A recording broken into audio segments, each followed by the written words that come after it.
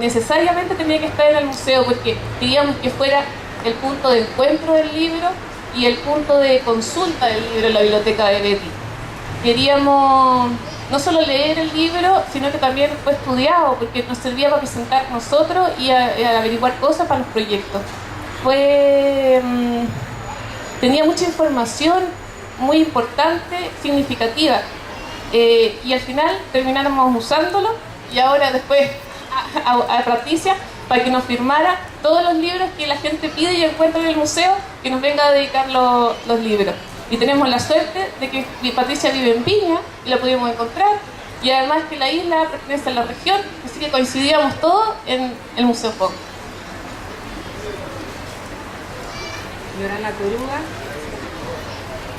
Yorana Corúa, Tania, José Miguel y Betty, Maururu por sus palabras.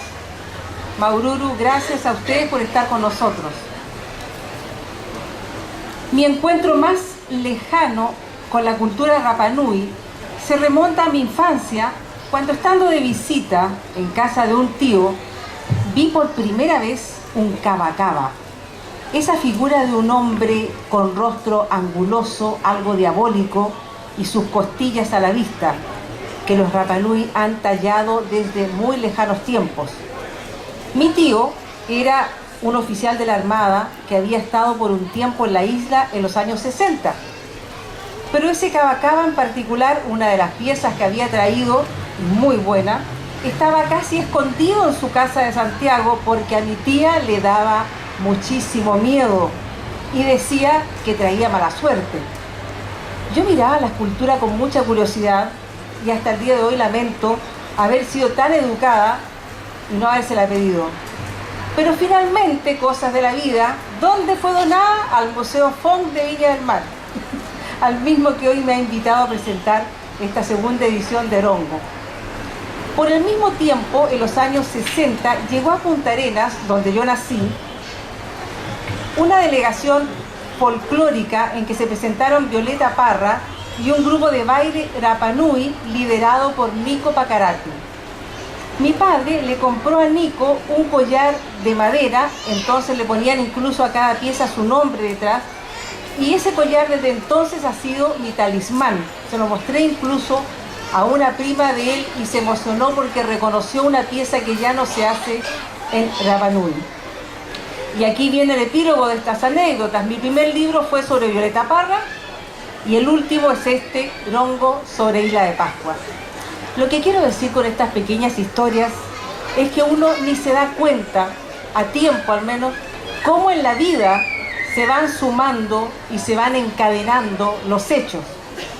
El libro se llama Rongo porque esa palabra quiere decir te cuento y significa también al mismo tiempo mensaje, noticia, escuchar, poner atención e incluso el nombre del mensajero, el Rongo.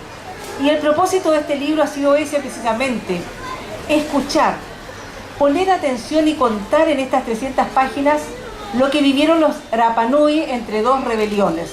La primera rebelión ocurrió en 1914 y la dirigió una misionera y profetisa católica lisiada, María Angata. Ella, con una fuerza y valentía notables, arengó a sus seguidores, todos Rapa Nui, para que fueran a sacar animales a las tierras que les había arrebatado la compañía Williamson Barford, porque el pueblo tenía hambre y porque querían hacer una ofrenda a Dios frente a la iglesia. La historia es bellísima. Y la segunda rebelión fue en 1965, liderada por un profesor normalista de 23 años, Alfonso Arapu. Recién en esos años consiguieron ellos increíblemente carnet de identidad. Año 67, recién llegaron los servicios públicos a Rapa Nui, año 67. Pensemos en lo que hacíamos nosotros en ese momento. Ellos no tenían carnet de identidad, o sea, no eran nada, no podían votar, no podían viajar, etc. Cuando lo supe fue cuando decidí hacer este trabajo. Lo que se relata en este libro es una historia de Rapa Nui que no se había contado ni escrito hasta que se publicó a fines del 2010. Quienes hablan, como han dicho mis presentadores, mis destacados presentadores, son los Rapa Nui. Es la historia de la isla de Pascua, pero desde adentro, desde sus entrañas, desde las emociones de estos hombres y mujeres que me abrieron su alma para contarme lo que me contaron. Porque a mí no me interesan tanto las fechas exactas como las emociones vividas y la calidad de testigo de las personas que hablan. Con ellos reí, con ellos lloré. Hice mías sus alegrías y sus desgracias. Porque alegría en Rapa Nui nunca falta aún en los peores momentos. Ustedes han visto los bailes, ellos son cronistas musicales, cuentan su vida y su historia, no la escriben, no la escribían, pero la cuentan a través de las canciones. Ocurría un hecho importante en la isla, llegaba un barco, canción. Se moría alguien importante, canción. Se casaba alguien, canción. Son cronistas musicales por naturaleza y la alegría es lo que permitió la sobrevivencia de este pueblo. Pero para ellos, los viejos que me conversaron sobre sus historias, el pascuense se había convertido en sirviente del afuerino, del ocupante de su territorio. Ese extraño, el blanco, como dicen ellos burlonamente, lo encerró entre cercos de piedra en una pequeña porción de la isla, lo que se sabe muy poco, le puso puertas y le exigió salvoconducto para traspasar los límites del gueto. Todo esto con la aprobación del Estado de Chile. Los Rapa Nui sintieron que las ovejas de la compañía explotadora de Isla de Pascua eran muchísimo más importantes que ellos. De hecho, las ovejas comían buen pasto y ellos tenían hambre. Y en algunos casos envejecieron y murieron sin conocer más de la mitad de una isla de 180 kilómetros cuadrados porque no podían traspasar esas fronteras. Creo que si estos 30 Rapa Nui no me hubieran contado lo que me contaron, esta parte de nuestra alma nacional, de nuestra identidad chilena, se hubiera extraviado para siempre. De hecho, falleció el principal relator, Kiko Paté, incluso antes que saliera el libro. Falleció Juan Edmunds, el tío de Betty. Falleció Augusto Teao, también Magdalena Paoa y Ana Lajaroa. Aquí, en estas páginas, nos cuentan de sus fugas en bote hacia Tahití, debo decir en realidad, nos cuentan de los castigos de la autoridad, muchas veces brutales e incluso ejecutados por Rapa Nui, reclutados por esa autoridad.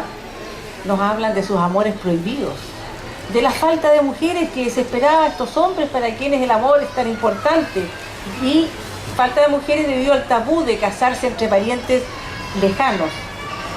Nos hablan de sus animadas fiestas y sus curiosas costumbres, como el placer de imitar a otros que se hacían como adversarios en los cantos de maldición, un grupo aquí, un grupo allá, y se imitaban hasta los peores achaques y los peores vicios que podían tener los del bando contrario.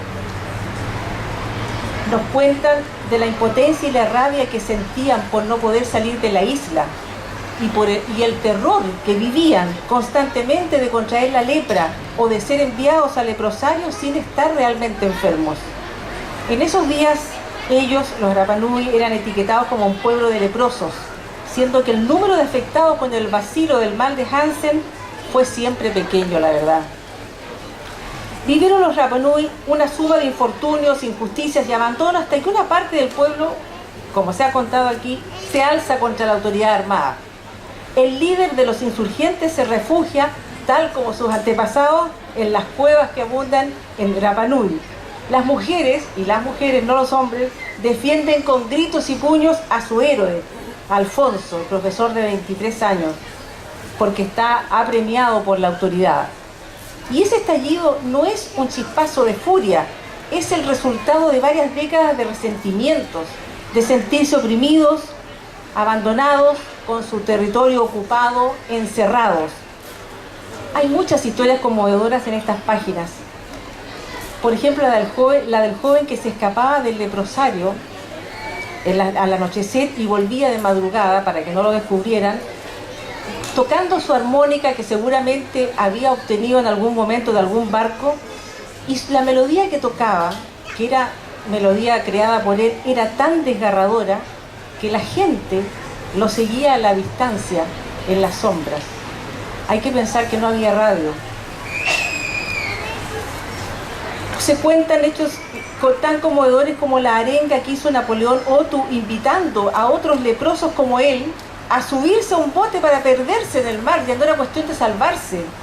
Y hace una arenga que me la contó a mí en vivo Kiko Paté, porque él estaba allí en la orilla de la playa y le dice Napoleón Otu, tú no vas porque tú te quedas a cuidar a mis hijas. Y porque sabía que Kiko no tenía fortaleza para hacer ese viaje. Era un hombre afectado por la lepra, con dificultad, y además era un hombre muy pacífico, un poco temeroso. Y le pide eso, y él observa toda esta escena en la playa y me cuenta la arenga que hace Napoleón. Le dice, vamos todos, mate, muerte, vamos a la muerte, que se acabe de una vez por todas esta desgracia de la lepra. Una ópera.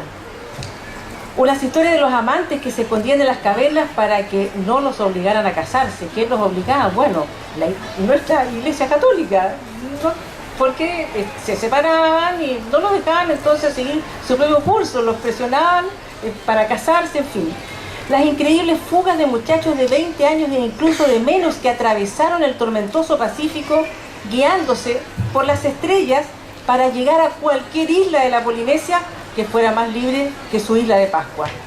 Y llegaban, algunos, otros morían.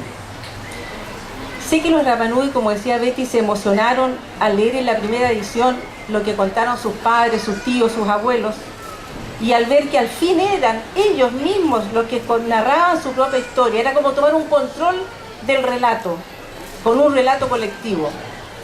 Ese es mi premio mayor, la total aprobación del pueblo Rapa Nui para esta obra. En lo geográfico, estimados amigos, Isla de Pascua es, junto con la Patagonia chilena y el desierto de Atacama, y que me disculpen todos los que son de otras regiones, lo más original y potente que Chile puede presentar al mundo. Isla de Pascua, Patagonia, desierto de Atacama. Y en lo humano y cultural, Chile es más diverso, es más rico como país multicultural. Chile es más Chile porque tiene en su territorio a esta raza antigua, la raza Rapa Nui. Maururu Kia Korua, muchas gracias a todos ustedes por compartir esta presentación de Rongo Jeja Ara Ta Eite o Rapa Nui. Rongo, la historia oculta de Isla de Pascua. Gracias.